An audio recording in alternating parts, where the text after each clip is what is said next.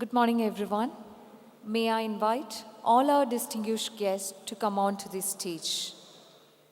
Welcome, Honorable Governor of Kerala, Sri Arif Muhammad Khan, Sri Manoj Abraham, IPS, Additional Director General of Police, Sri Teke Kadampata Rajan, CGM Department of Supervision RBI, Lieutenant General M.U. Nair, AVSM, SM, NCSC Government of India, and Honorable MLA Sri K. Unikrishnan.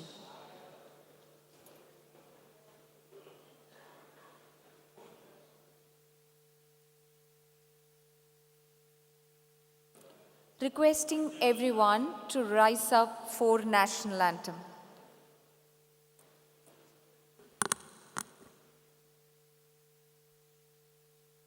Jana Gana Mana अधिनायक जय हे भारत भाग्य विधाता पंजाब सिंध गुजरात मराठा द्राविड उत्कल बंगा विंध्य हिमाचल यमुना गंगा उच्चल जलधि तरंगा तव शुभ नामे जागे तव शुभ आशीष मांगे गाहे तव जय गाथा जन गण मंगलदायक जय हे भारत भाग्य विधाता जय हे जय हे जय हे जय जय जय जय हे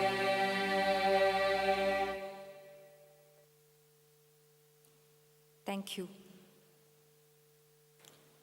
It is my great pleasure and honor to welcome all the distinguished dignitaries, esteemed guests, and delegates who have gathered here today.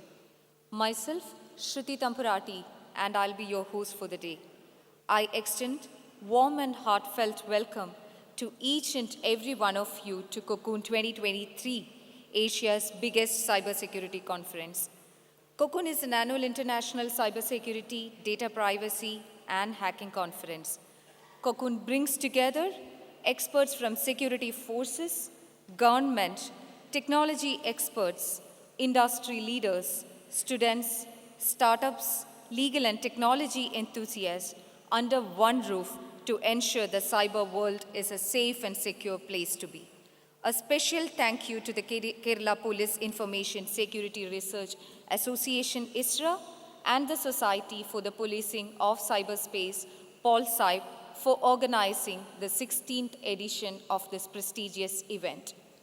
We are thrilled to present an exceptional lineup of events scheduled for the next 2 days, and we are sure that it's going to be interesting and exciting for each one of you. Without any further delay, let's dive into the official agenda. Let me invite Sri Manoj Abraham, IPS, Additional Director General of Police Intelligence, to deliver the welcome speech. Please join me in welcoming Sri Manoj Abraham, IPS.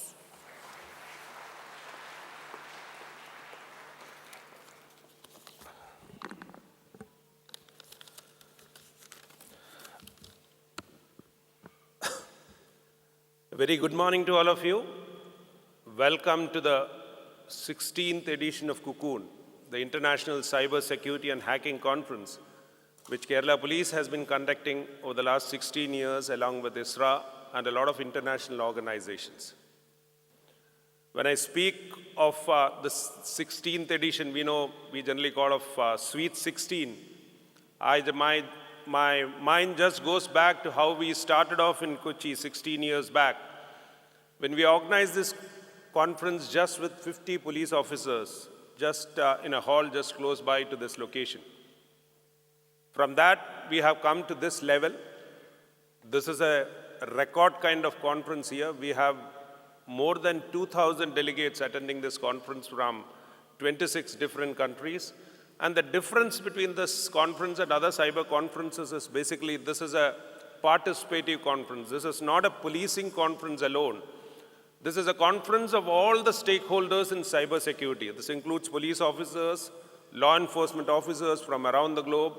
We have cybersecurity enthusiasts, we have CISOs, CEOs, we have students, we have researchers, we have university professors coming in, we have ethical hackers, we have all kinds of people who are stakeholders in the cybersecurity domain are coming here and attending this conference. That's the difference about the whole thing. Now, questions are asked, why do you call all these people? Why do different stakeholders come together? We need to understand cybersecurity is something that is changing, rapidly changing. The concept of cyber threats, the concepts of cybersecurity keeps on changing as we go on. So it's very important that we keep abreast, all of us keep abreast with the changing technology, what is happening, and we deliberate, we participate. Very important fact is the public-private participation in this conference. And that is what this conference intends also. Our theme of the conference also is to collaborate, is to contribute, is to come together and work for cybersecurity. And that is how we are going on for the last 16 years. Now, this is a PPP conference, I told you. This is a very participative conference in organization also. The hosts also are all different organizations. It's not only the government, we have private sector, we have NGOs, everybody coming together. Kerala Police is one of the co-hosts. ISRA is one of the main hosts of this, the Information Security Research Association, led by Manu. They have been with me for the last 16 years in organizing this conference. This time we have a lot of international organizations, including UNICEF, who has come and participated in the Crimes Against Children module that is going to be held as a part of the conference. We have various other international organizations like We Protect also. We have ICMEC, which is our main partner in the CCAC track. They help us a lot with regards to crime against children. We have In Hope coming in. We have a lot of other organizations that partner us in making this conference a success. So it's very important that all these organizations get together. We come on a platform. We deliberate on the latest cyber threats, the latest issues, the latest things that we need to sort out. And that's how we can form the policy. We can actually set the table, the agenda for how we need to go on in the future with regards to cybersecurity. So it's my fervent hope that with this huge attendance that has come up, one of the most highly attended event in this part of the globe, we will go back from this conference more enriched, more educated, and with the takeaways that we all require. That's my fervent hope. And with that few introductory words, I'll go on to my responsibility, which is welcoming the special guest, the distinguished guest that has come to inaugurate this August event today. It's my honor to introduce to you, everybody knows him, the Honorable Governor Arif Mohammed Khan sir. He's not a newcomer to Cocoon. He has come to previous 2 to 3 editions to inaugurate this event, so he knows the concept of the event, why the spirit behind the event also. Sir, as you all know, is one of the most learned governors in the whole of the country. You go to him in a car also, he'll be reading a book. He has read so many books. He's a renowned author. He's a renowned speaker in various universities on various topics. He can talk on anything under the sun. So that is his capabilities, and he has been a supporter of the police department since long, supporter of Cocoon. He has a very positive bias. Whenever we go and invite him, he has such a positive bias towards the law enforcement department in the state, appreciation towards us that he immediately agrees. So it's my honor to invite, to welcome the Honorable Governor of Kerala, Shri Arif Mohammed Khan, to this gathering.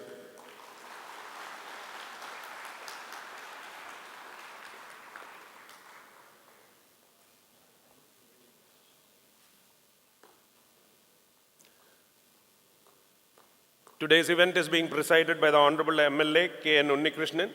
He is also a person who is with us. We have been holding this conference in Kochi for some time now because this is one of the biggest halls that we can accommodate it. There is no other hall that can accommodate so many people in Kerala or in South India. And he has always been there as a strong pillar of support in whatever we do, and without any issues, he has been helping us in organizing this conference. On behalf of the organizing committee of Cocoon, I welcome Shri c0c0n-2023, the Honorable MLA, to this program.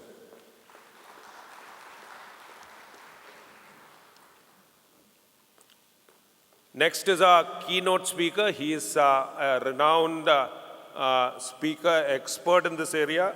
I want to welcome Lieutenant General M.U. Nair, the National Cyber Security Coordinator. He was actually the head of the signals and the head of signals and Chief Commandant of the Military College, an expert in cyber warfare, signal intelligence, communication and information technology. On behalf of everybody, I welcome him to this gathering. Another special guest that we have today who's going to deliver the keynote address is also T.K. Rajan, the Chief General Manager, Department of Supervision, RBI. He is a career central banker who has, over the last 30 years, got a lot of experience in central banking, covering areas of banking supervision, information technology, and financial matters. And he is a renowned speaker in the banking sector on all the topics related to banks. And with bank frauds being one of the major concerns, we have a financial track also running in this conference. It's great to have you, sir. On behalf of the organizing committee, we welcome you to this gathering.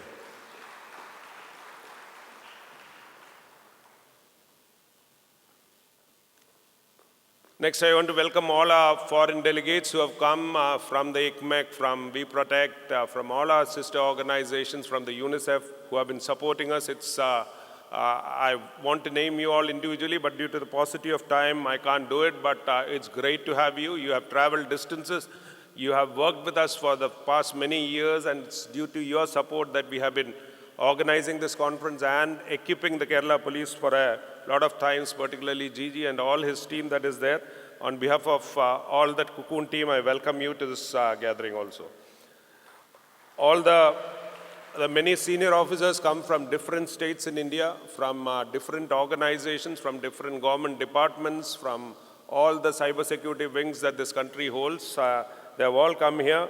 Apart from this, we have CISOs from most of the major companies in this world, CISOs, CEOs, the IT professionals, university professors, mainly the students also, researchers in IT security. Everybody has come here on behalf of the organizing committee.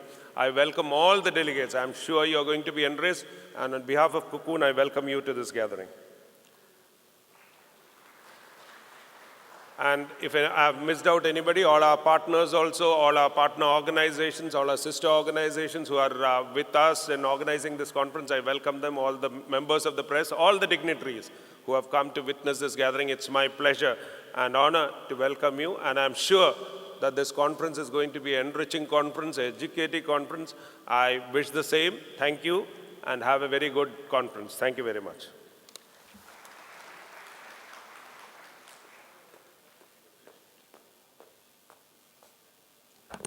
Thank you so much, sir, for your thought-provoking address. It's my privilege to invite Shri T.K. Kadampat Rajan, CGM Department of Supervision, RBI, for delivering the keynote address. Please join me in welcoming Shri T.K. Kadampat Rajan.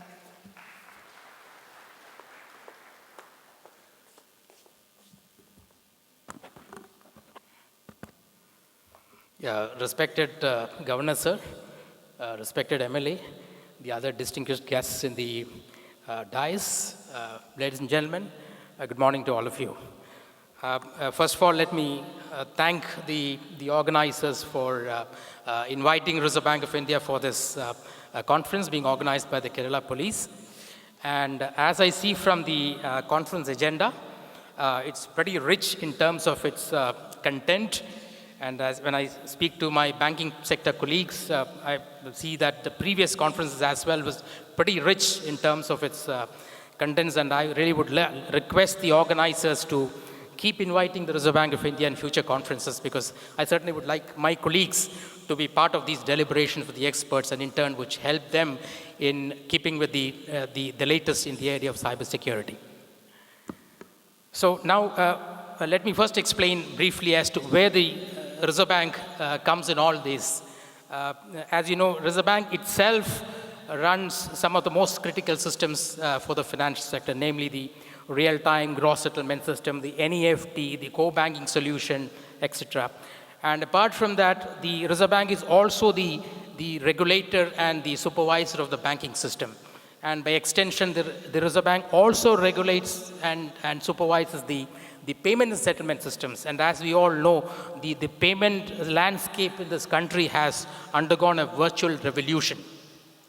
And all over the world, the financial sector, and more specifically the banking sector, is a favorite target of the cyber criminals, and that's for obvious reasons. So in India also, it's no exception. And because of the interconnectedness and connected nature of the banking sector, both in terms of financial and also technology, any major cyber event in one entity can have a cascading effect across a sector. It has the potential to destabilize the entire system. And that's the reason why the cyber risk is today recognized as one of the major threats to financial stability around the globe. And so in the Reserve Bank, we have a full-fledged cybersecurity and resilience group in the Department of Supervision, basically having two broad functions. One is to issue regulations to the banking sector in the area of cybersecurity, and the other is to supervise the sector to ensure that the banking sector remains cyber resilient, has a good cybersecurity posture at all points of time.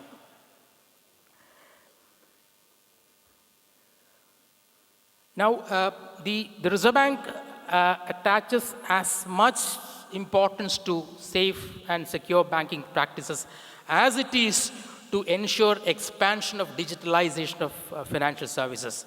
And as you all know, today we have a lot of 24/7 payment systems, the RTGS, the NEFT, the IMPS, and the ubiquitous UPI, and the transaction volumes are burgeoning. Just to tell you, in the last 2 months, in the month of August and September, the UPI transaction volumes have topped 10 billion each month. 10 billion transactions per month in the last 2 months is growing. That means about 300 million transactions per day, every day. And these volumes are huge by any standards in any country, including China. But if you really look at the cyber frauds, the digital frauds in payment transactions, in terms of volume, in terms of value, it's still very minuscule. Just to give an idea, it's all in the public domain. We have in every, say, 60,000 transactions, there could be one digital fraud. And in terms of value, in every 1 lakh rupees worth of transactions, there could be a fraudulent transaction worth 1.5. But while in terms of volumes and value, the digital frauds are very low, there is no underestimating the fact that this indeed is a very, very serious concern. Because cyber frauds, especially when it deals with ordinary citizens, have the potential to destabilize and decimate families.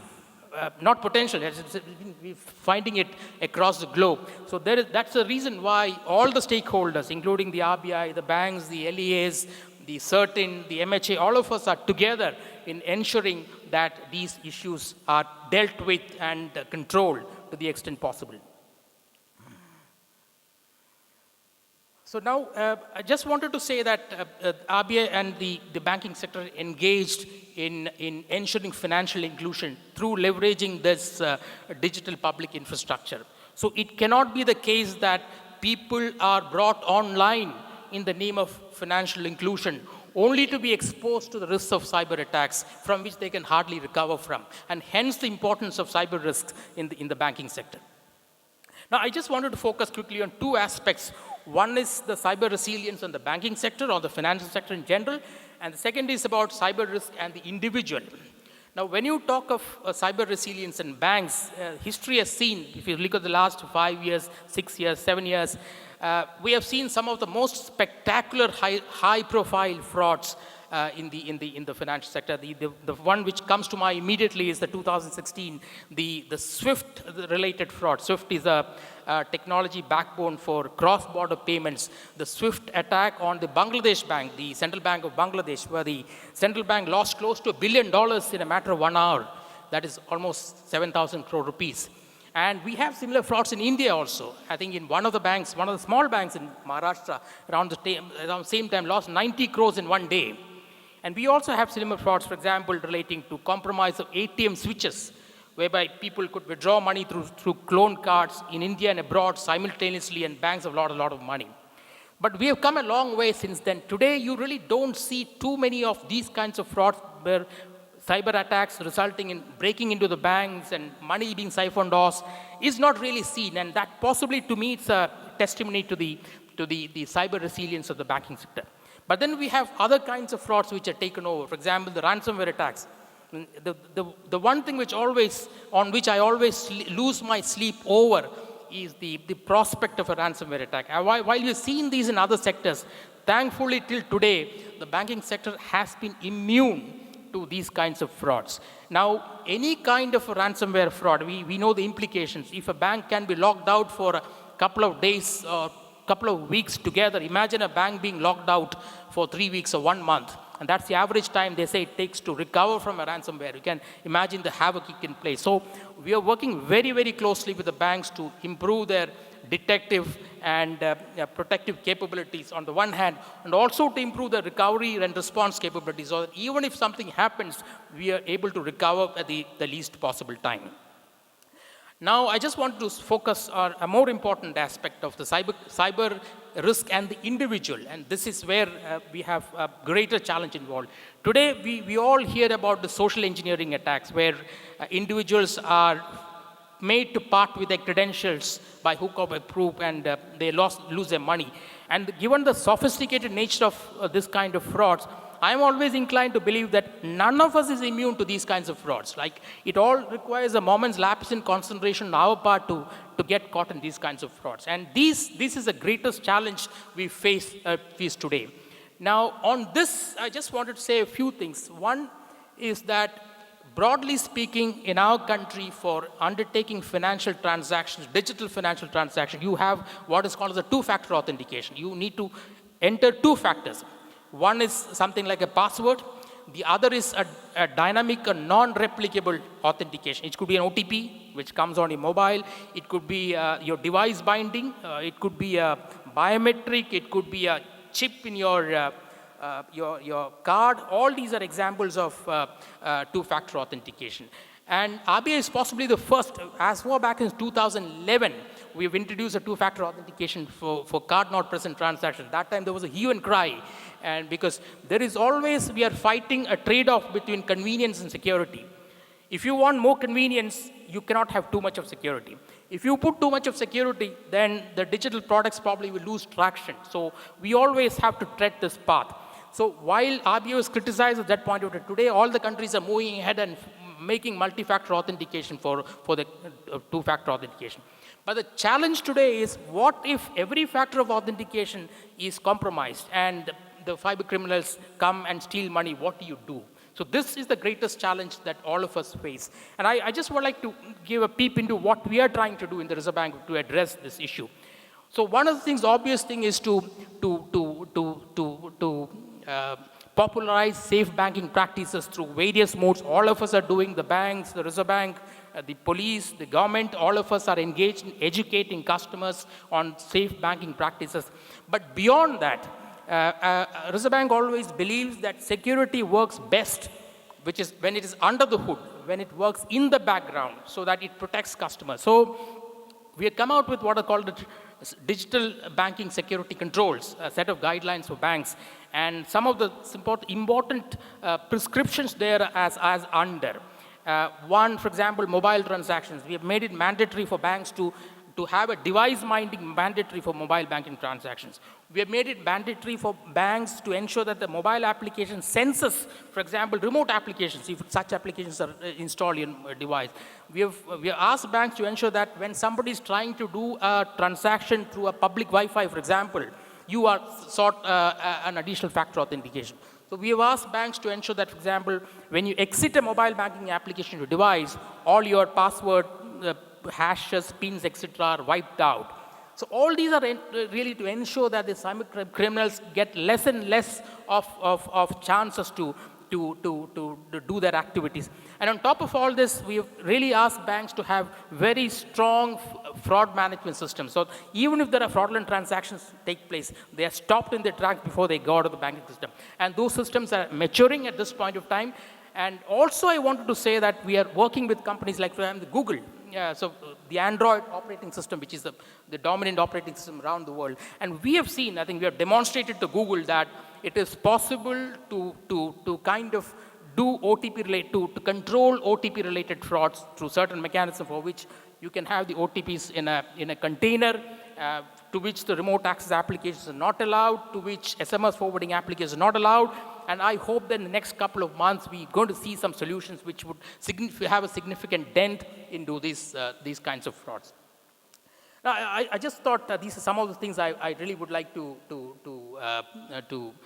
and also I would like to say that the Ministry of Home Affairs, the Cybercrime Reporting Portal, that is a great initiative which has already started making its presence felt, and we are all working together to improve this. So I just stop at this just to say two things. One is, in this risk, collaboration is the key. Collaboration within the country and across borders.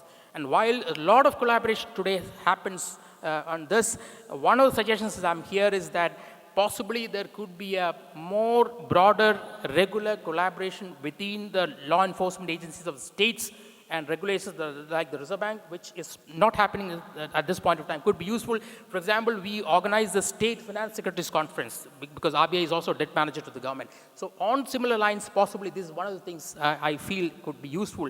The second is that there is a mechanism by which you all learn from incidents. There's so much of knowledge which is happening perhaps in terms of forensic knowledge, in terms of the best practices. The other day, 2 months back, when I was in the National Ransomware Task Force of the Government of India, of which we are RBI's member, one of the members were talking about the ransomware playbook of the Kerala police. And I believe, and I request the organizer if you can share with us, because it could be useful for the banking sector. So any kind of best practices, threat intelligence will always help us in improving our regulatory inputs and prepare the banking sector better. So this, I think, is a couple of suggestions I stop at this point of time. I once again thank the organizers for inviting the RBI for this conference, and I wish the conference all success. Thank you.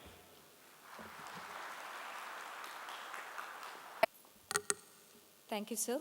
We extend our profound gratitude to you for sharing such invaluable insights. It is my honor to extend the invitation to Sri Lieutenant General M.U. Nair, AVSM SM National Cybersecurity Coordinator, Government of India, to deliver the keynote address. Welcome, sir.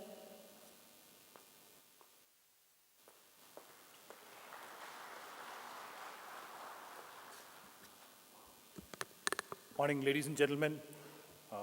Sri Arif Muhammad Khan, Honorable Governor of Kerala, the distinguished guests on the floor, addressing the audience for the cocoon, the distinguished guests who are present here, the attendees, and especially the students who are here participating. A very warm welcome to each one of you, and I'd like to inform you that it's not the first time that I'm participating in this particular cocoon, the 16th edition. I've been here a lot more times earlier too in my previous assignments, and I was an active participant participating in the workshops, in fact, actively contributing to the cyber sphere. So I know the value of this particular event, and I know that it's of immense use for us in the armed forces especially, and especially for the security forces, as also, like Mr. Rajan had mentioned, that it's also useful for the entire nation as a whole. Now, what I propose to speak to you as the National Cyber Security the coordinator is that, today the cyber security is a national security challenge. One portion of it, which Mr. Rajan alluded to, was on the financial sector. But there are multiple domains where we have threats in the cyber sphere, and I'll address some of these issues so that you're all aware of the cyber ecosystem. As I'd mentioned, I've been part of this cocoon for a large number of times, and the participation level, the quality of workshops, and the ideations during the event are of exceptional standard. I'm sure in this edition too would be remarkably significant to the cyber community who will attend the sessions. With the digital footprint of our nation reaching out to the common man, even to the remotest of areas, our endeavor is to make technology available to every person of our nation. It has definitely succeeded. It's perhaps the ICT technology which has made the difference, bringing our masses in the developmental process of our nation, improving the quality of life of our citizens and enhancing their access to services. I will not quote any statistics at this point of time, but suffice to say that the real empowerment of our citizens has been the result of the digitization efforts that we have seen in the past several years. While this has, in fact, brought about considerable transparency in our government functions, it has also resulted in challenges in terms of vulnerabilities brought out by cyberspace, impacting not only our infrastructure, virtually all sectors, including the critical sectors, are under threat at this point of time, but also affecting our citizens through acts of crime about which Mr. Rajan had alluded to in his keynote. Today, cyberspace is an unrestricted space where events and occurrences can unfold, leading to having major impact on nation's capability to protect its digital infrastructure, or guiding or manipulating the citizens through processes which happen due to the social media platforms, a global challenge which every nation state is today grappling with. Some open source reports have indicated ransomware attacks which have increased multifold this year, with average enterprise ransomware payment exceeding over millions of dollars. The recent reports from the United States indicate that there are 4,000 ransomware attacks that occur every day. With rapid proliferation of IoT devices in our digital ecosystem, the cyber threats are going to increase exponentially.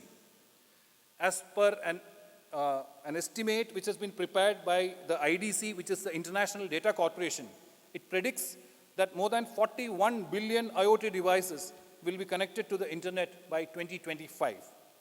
In India, incidentally, we are predicting that there will be more than 1 billion transactions carried out every day through our finance gateways by 2025. Trends of last month, that is of September, which Mr. Rajan had mentioned, indicate that we had carried out over 360 million transactions per day on an average, and the payment gateways this is actually truly a phenomenal figure. The Jan Dhan Yojana, the Aadhaar card, and the smartphone ecosystem has revolutionized our fintech domain with over 10 billion transactions of value over 15 billion rupees carried out in August, which he again mentioned during his keynote. This has, however, also led to serious concerns on cyber and data security, which needs urgent initiatives to ensure that adequate safeguards are built into our ecosystem to protect the interests of our citizens through a strong and phenomenally robust regulatory framework.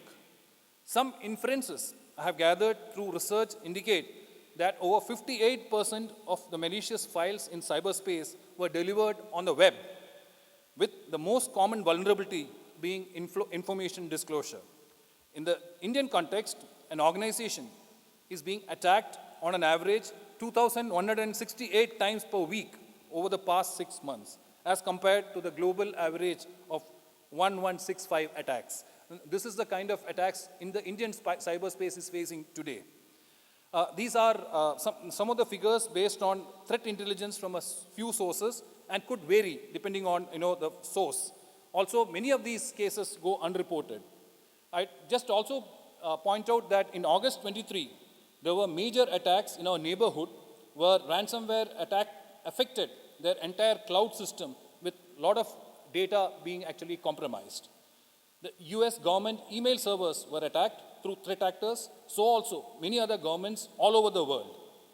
The G20 event which we hosted last month had attracted the cyber criminals to such an extent that we had to go on an alert for nearly 2 weeks prior to the event actually happening. And we were actually bombarded with a lot of cyber incidents which I think our robust cyber security system actually withstood. Increased attacks on cloud services can lead to data breaches, with an average cost of data breaches being extremely high. One of the major contributors to this type of breaches is the misconfiguration of ICT assets. Now, this is one thing which we all need to actually, to learn from such events which take place, where we need to ensure that the ICT fabric of our country is well protected, well configured, and all aspects related to the protection of our assets, the infrastructure which is carrying the ICT is protected. So we have a system of ensuring that there is adequate robustness in the telecom sector, where there is a national security directive on telecom sector, where we ensure that the products which are part of our telecom sector are from a trusted source, and each product is a trusted product. We also have social engineering attacks based on malicious human interactions, another major cybersecurity vulnerability which is less predictable as compared to technology-based cyber attacks. Now, with several initiatives taken by governments and industry to address many of these concerns, perfect solution is, I feel, a remote possibility, considering the enormity of the problem, the fast-changing technology landscape, and the ingenuity of the cyber criminals. And this is where we feel the necessity of involvement of cybersecurity professionals from multiple organizations, the government, the academia, the industry, as also the civil society. All of them needs to get together to address the concerns, find solutions, identify vulnerabilities, proactively plug loopholes, and create policies, procedures to outwit the cyber criminals. The cybersecurity needs each one of us to participate, as also it needs a whole of government approach to solve this puzzle. This is where such events like the c0c0n can actually contribute to our nation building, where professionals like you all who are sitting here, can actively get involved and protect and help assist us in protecting the cyberspace. I would wish the organizers of this event and the participants who are here from far and wide, including some from foreign countries, the very best for this c0c0n 16th edition. I'm sure this will be, they will all endeavor to hone their skills in the cyberspace to protect our nation's cybersecurity. I would also request the organizers to share the valuable lessons which is learned as part of this particular endeavor, and which can actually assist me in making policies insofar as protecting our cyber ecosystem is concerned, so that we can address each of them as and when we have added cyber threats coming up into the domain in near future. We're going to see a lot more of IoT devices in our ecosystem, and this is where I feel that we're going to have a major challenge in our cyber ecosystem in the future. I wish the organizers the very best, the participants the best of, I'm sure you'll all become well trained after this particular event. Thank you very much, and Jai Hind.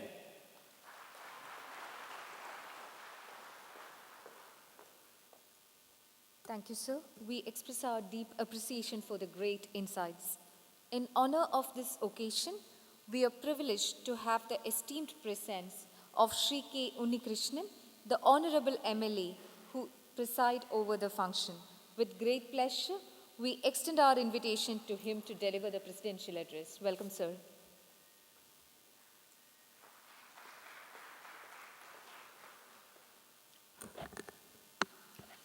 ബഹുമാന്യനായ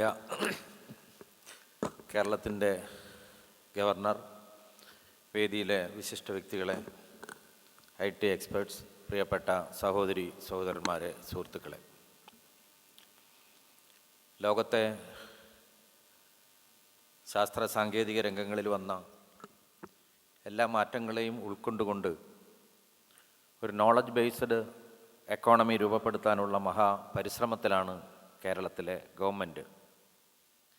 അതിൻ്റെ ഭാഗമായി അടുത്ത പുതുവത്സരത്തിൽ മാനവരാശി ആർജിച്ച മുഴുവൻ ശാസ്ത്ര നേട്ടങ്ങളെയും കേരളത്തിലെ ജനങ്ങൾക്ക് പരിചയപ്പെടുത്തുന്നതിന് ഇന്ത്യയിൽ തന്നെ അപൂർവമായ, കേരളത്തിൽ പ്രത്യേകിച്ചും ഉള്ള വലിയൊരു ശാസ്ത്ര കോൺഗ്രസ്സിന് നാം തയ്യാറെടുക്കുന്ന ഒരു സന്ദർഭമാണ്.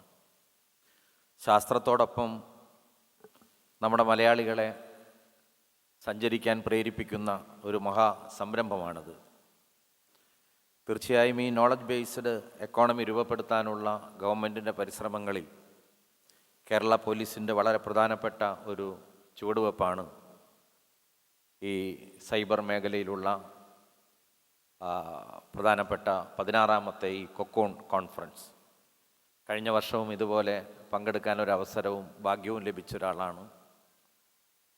ലോകത്തെ ഏറ്റവും പ്രശസ്തമായ മണ്ഡലമായ വൈപ്പിൻ മണ്ഡലത്തിൻ്റെ ചരിത്രമിറങ്ങുന്ന ഈ ബോൾഗാട്ടി പാലസിനോട് ചേർന്ന ഈ ഹയാത്തിൽ ഇതിന് ആതിഥേയത്വം വഹിക്കാൻ കഴിഞ്ഞതിൽ ഉള്ള സന്തോഷം ഞാൻ ആദ്യം രേഖപ്പെടുത്തുകയാണ്.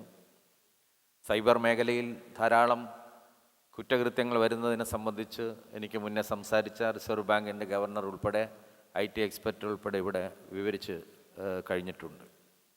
ആർട്ടിഫിഷ്യൽ ഇൻ്റലിജൻസിൻ്റെ പുതിയ കാലത്തിലൂടെ കടന്നു പോകുമ്പോൾ എൻ്റെ ശബ്ദം, എൻ്റെ മുഖം, ഞാൻ സംസാരിക്കുന്നത് പോലുള്ള വീഡിയോ ഇതെല്ലാം തയ്യാറാക്കുന്നതിന് ആർട്ടിഫിഷ്യൽ ഇൻ്റലിജൻസ് നമ്മെ സഹായിക്കുന്നു എന്നുള്ളത് കൊണ്ട് തന്നെ ആ മേഖലകളിൽ ധാരാളം കുറ്റകൃത്യങ്ങൾ, പ്രത്യേകിച്ച് സാമ്പത്തിക മേഖലകളിൽ, ഭീകരപ്രവർത്തനങ്ങളിൽ എല്ലാമുള്ള അനന്തമായ സാധ്യതകളുണ്ട്.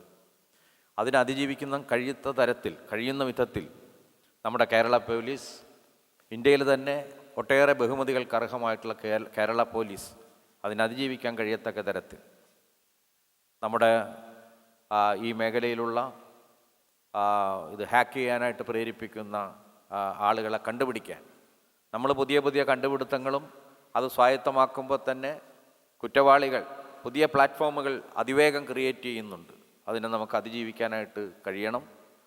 സാമ്പത്തിക മേഖലകളിൽ റിസർവ് ബാങ്ക് കൊണ്ടുവരുന്ന പരിഷ്കാരങ്ങളെല്ലാം നമ്മൾ മനസ്സിലാക്കുന്നുണ്ട്. ഏതായാലും പുതിയ കാലത്ത് സൈബർ മേഖലയിലെ കുറ്റകൃത്യങ്ങൾ നമുക്ക് തടയാനും എല്ലാം കഴിയുന്ന വിധത്തിലുള്ള പുതിയ പരീക്ഷണങ്ങളും റിസർച്ചുകളും അതനുസരിച്ചുള്ള മാറ്റങ്ങൾക്ക് വേണ്ടിയിട്ടുള്ള അന്വേഷണങ്ങളും പുതിയ സംഭാവനകളുമെല്ലാം ഈ കോൺഫറൻസിൽ നിന്നും ഉരുത്തിരിയട്ടെ എന്ന് മാത്രം വളരെ വിനയത്തോടു കൂടി അഭ്യർത്ഥിച്ചുകൊണ്ട് ബഹുമാന്യനായ ഗവർണറുടെ ഉദ്ഘാടന പ്രസംഗത്തിന് ഞാൻ വഴിമാറുന്നു.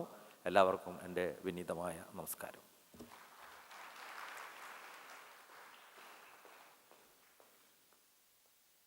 Thank you, sir, for sharing your valuable thoughts with us. Next, we are moving on to the official inauguration ceremony. We'll be inaugurating the 16th edition of c0c0n Cybersecurity and Hacking Conference by beating the drums. It's my honor to invite Shri Arif Mohammad Khan, Honorable Governor of Kerala, to officially inaugurate this program, requesting the delegates and dignitaries to join us on this stage.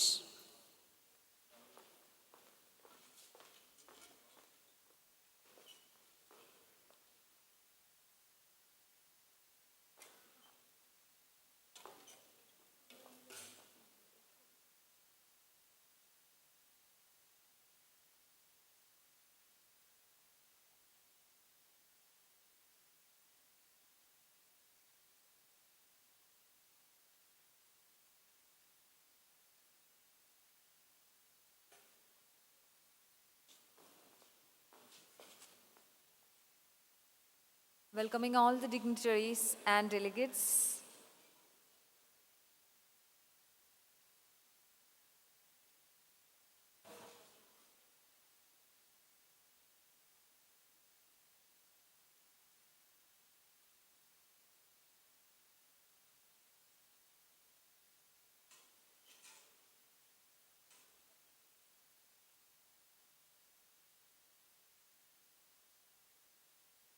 We are moving on to the official inauguration of 16th edition of c0c0n Security and Hacking Conference.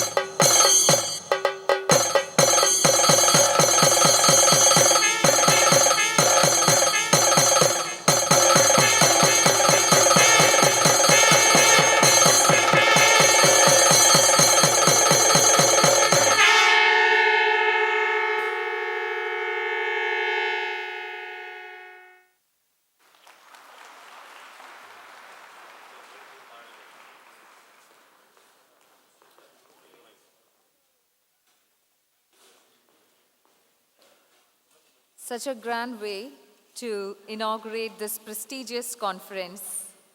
We are extremely privileged to have with us today our distinguished guest, none other than Shri Arif Mohammad Khan, Honorable Governor of Kerala.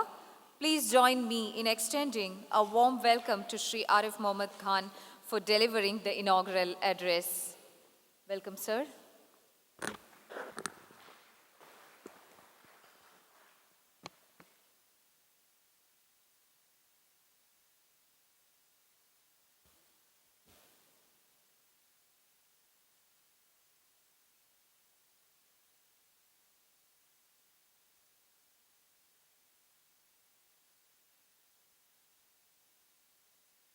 c0c0n-2023, Honorable Member of Legislative Assembly, Waipin, Lieutenant General M. Unnikrishnan Nair, EVSM, SM National Cyber Security Coordination, Government of India, Shri T.K.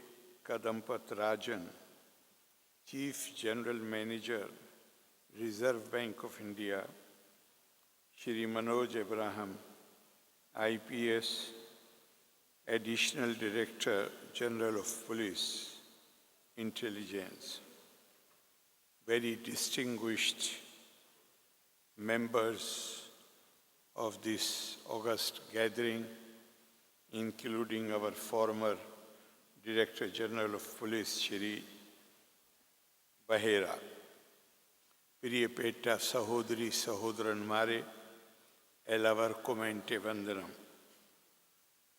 I am absolutely delighted.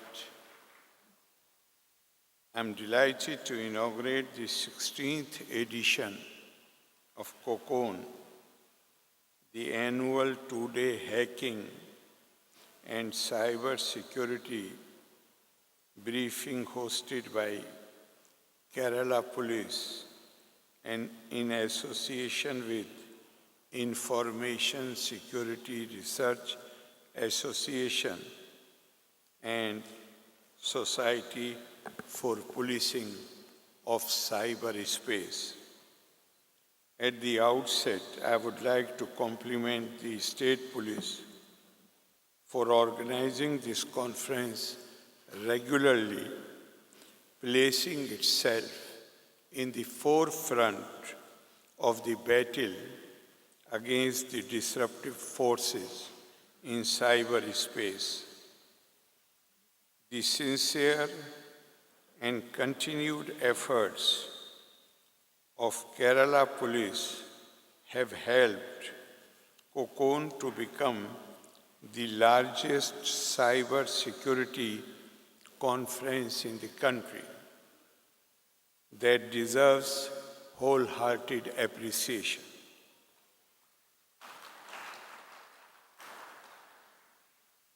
It is commendable that this year's c0c0n focuses on the special theme, online protection of children, and has provided a separate track for discussion on counter strategies to handle online crimes against children.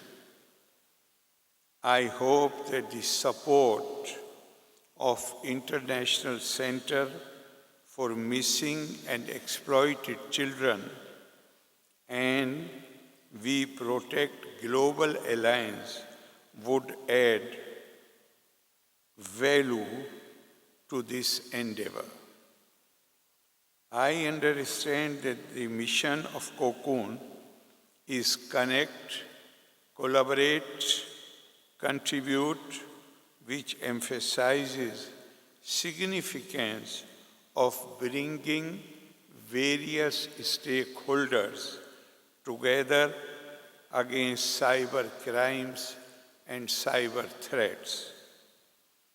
Action as well as preparation against cyber crimes has attained top priorities in these days of digital advancement.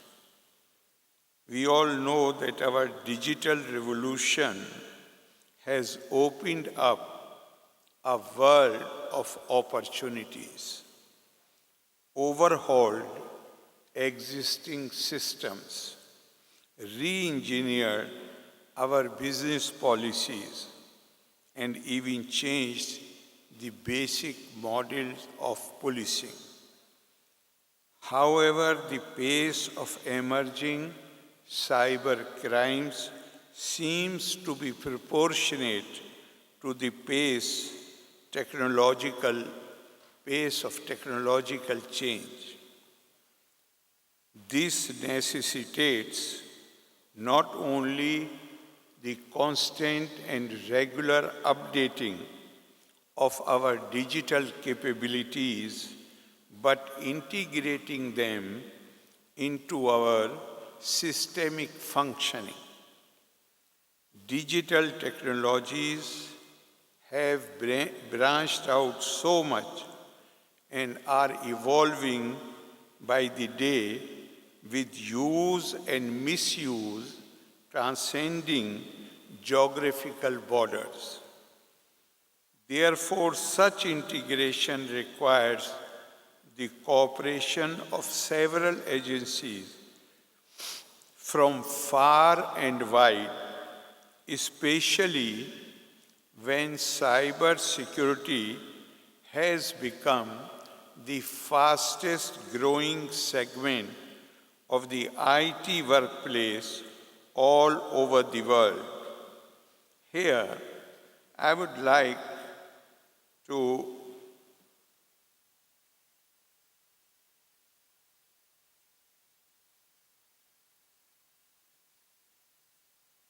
a remark made by a cybersecurity expert who said that we have come to realize the idea that security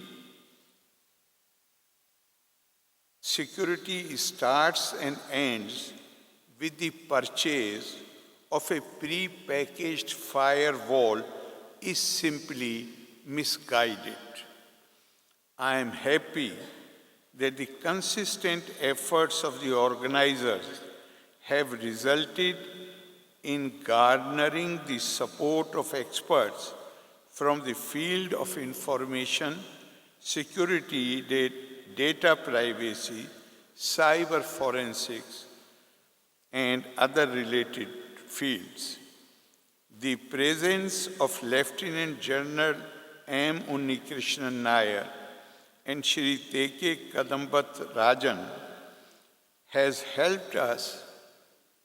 They have delivered keynote addresses, and that surely has helped us to understand the framework created for enhancing cyber posture of our defense forces and the banking sector. All this is important in the context of new technologies like artificial intelligence and machine learning becoming instruments of cyber threats. Only recently, we heard a prominent leader, he's a head of the state, saying that whoever becomes the leader in machine intelligence will become the ruler of the world. It's a warning for the world to be on its toes in the use of technology. The major theme of Cocoon 16 being online crimes against children, it would not be out of place to share my concern on this subject. Digital technologies appear as marvels only to the elderly. For children born in digital age, they are like toys taken for granted.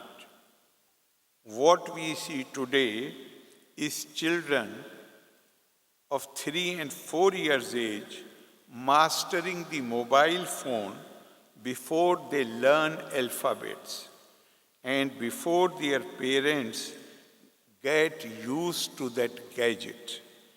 Electronic and digital devices have reframed the definition of entertainment, play, and even education. Children being among the key users of digital technologies, it goes without saying that they could be vulnerable to digital or cyber abuses like cyber stalking, cyber bullying, child pornography, online child trafficking, and sexual harassment. This underlines the significance of incorporating information and warning on such matters in the educational content. When we discuss cyber crimes, we rarely discuss their cultural implications. For instance, India had in recent years banned the use of some mobile applications and games citing security reasons. The impulsive and loud public response to this restriction indicated how much our children were addicted to some of the blacklisted games. The creation of such addiction could be part of a larger game plan to destabilize a society by hindering the creative and intellectual growth of its younger generation.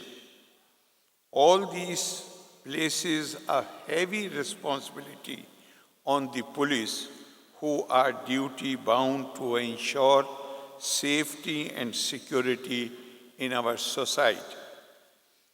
The police perform a major responsibility, or as we say, dharma, in governance by ensuring order and keeping the law, which have been significant components in our tradition of governance. There is a beautiful line from an ancient scripture about the importance of law keeping and punishment for breach of law. Danda shasti pirjaha sarva danda eva bhirakshita danda sukteshu jagarti dandam dharma vidur budhaha. Fear of punishment is the basis of governance, and the purpose of governance is to secure people's freedom from any kind of fear. In fact, our tradition was to follow a certain system of law in which even the king was bound by a strict ethical and legal code described as Raj Dharma. This ideal has deeply impacted our constitutional framework and the principles of Indian jurisprudence. The idea of protection of people from fear has been part and parcel of statecraft from time immemorial. As we look back into history, it is through the law enforcement agencies that every government endeavors to create a fearless society. A just society is created not only by laws and acts passed by legislatures or by judicial pronouncements. These ideals are realized more effectively when people are actuated by high moral and ethical standards and voluntarily obey what is otherwise unenforceable. It is this code of civilized conduct which Indian tradition describes as dharma. Today's need is to educate people on their dharma of vigilance against emerging cyber crimes. Educating children about the dangers of cyber crimes, setting rules for internet use, encouraging open communication in families, training to protect personal information are important. A wit has said it beautifully. He said, passwords are like undergarments. Do not let people see it. Change that very regularly, and you should never share it with strangers. However, approaching the law without any hesitation for help when children become victims of cyber crimes is most important. It is for the police to find better methods of open interaction to educate and convince people about the cyber crimes, especially those against children. The Government of India has already formulated a scheme, namely Cyber Crime Prevention Against Women and Children, CCPWC, with a total outlay of 223.19 crore rupees, which this outlay was made in 21-22. Under CCPWC, the central government has provided grants to the states and union territories to set up cyber forensic training labs, hiring of junior cyber consultants, and training capacity building to provide hands-on training to law enforcement agencies, investigators, prosecutors, and judicial officers. I understand that 28 states and union territories, they have already set up cyber forensic training labs, and more than 19,000 police personnel, prosecutors, and judicial officers have already received formal training. A thought about elderly population would also be essential in the context of many elder people losing money and peace of mind through online frauds. A conference discussing children's issues could certainly think of those going through their second childhood, that is, the senior citizens whose memory would be failing them too often.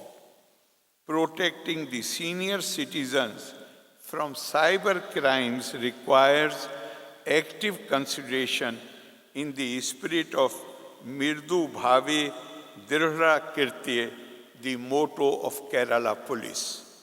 I hope that the deliberations of this conference would be helpful in framing policies regarding the protection of children from cyber crimes. People who are sitting in this hall, they are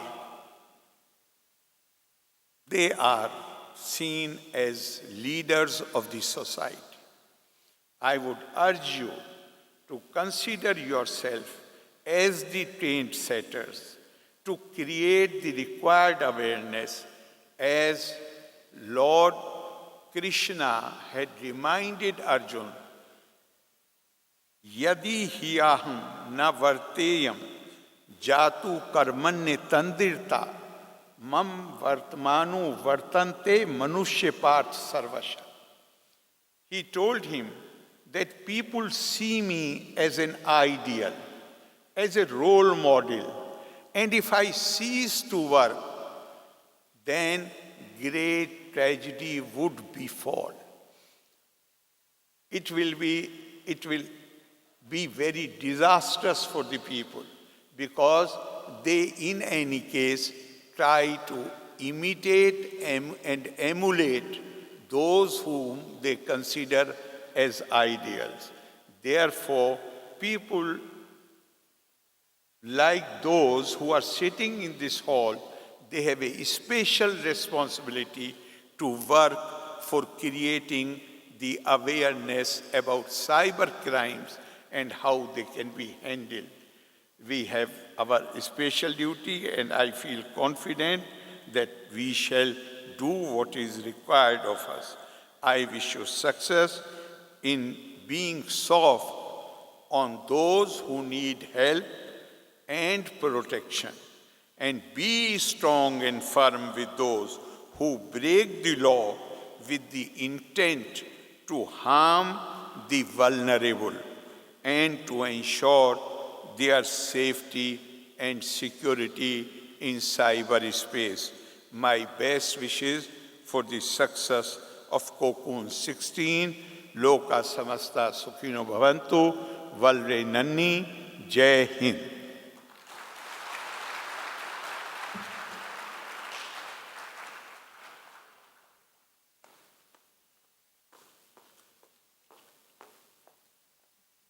We express our sincere gratitude to you, sir, for dedicating your valuable time and enriching our audience with your invaluable wisdom of experience.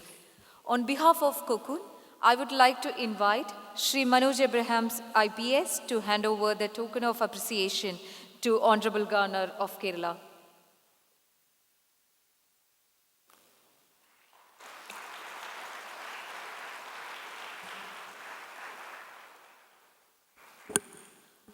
Thank you. As we come to the end of this event, I would like to extend my sincere thanks to all the dignitaries, delegates, officers, organizers, and participants for their valuable contributions.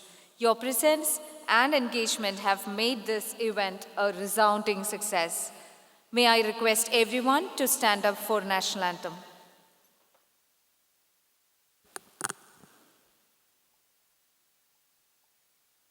जनगण मन अधिनायक जय हे भारत भाग्य विधाता पंजाब सिंध गुजरात मराठा द्राविड उत्कल बंगा विंध्य हिमाचल यमुना गंगा उच्चल जलधि तरंगा तव शुभ नामे जागे तव शुभ आशीष मांगे गाहे तव जय गाथा जन गण मंगलदायक जय हे भारत भाग्य विधाता